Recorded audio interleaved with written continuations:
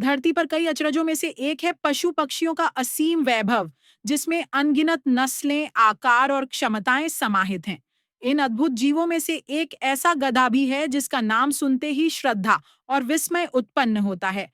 Romulus, जो विश्व का सबसे लंबा जीवित गधा है और गिनेस वर्ल्ड रिकॉर्ड्स में टॉलेस्ट लिविंग डोंकी का खिताब अपने नाम करता है।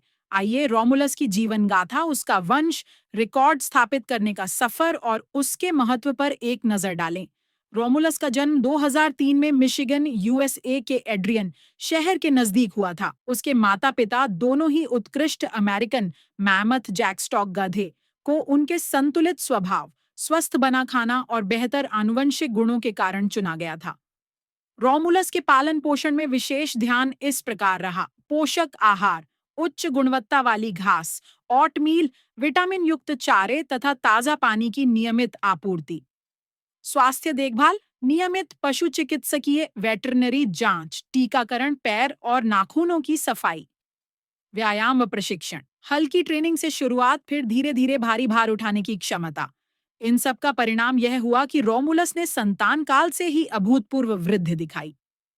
ऊंचाई 68 इंच, 172.62 सेंटीमीटर। वजन लगभग 1300 पाउंड, 590 किलोग्राम। रंग हल्का भूरा कोट, जिस पर मैमथ जैकस्टॉक का विशिष्ट मोटा लहंगा होता है। शारीरिक बनावट, चौड़ी छाती, मजबूत कूल्हे, स्वस्थ पैरों वाला स्थूल ढांचा। इन भारी कदकाठी के बावजूद रोमुलस अत्यंत सौम्य स्वभाव का है।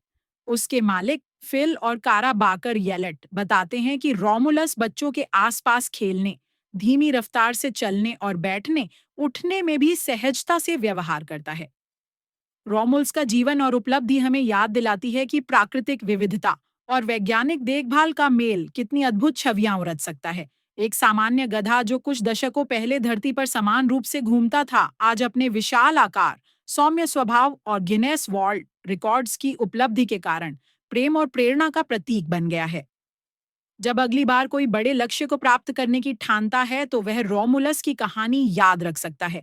कैसे अनुशासन, समर्पण और पोषण ने उसे न केवल ऊंचाई पर पहुंचा दिया, बल्कि पूरे विश्व के सामने अपनी अलग पहचान दर्ज करवा दी।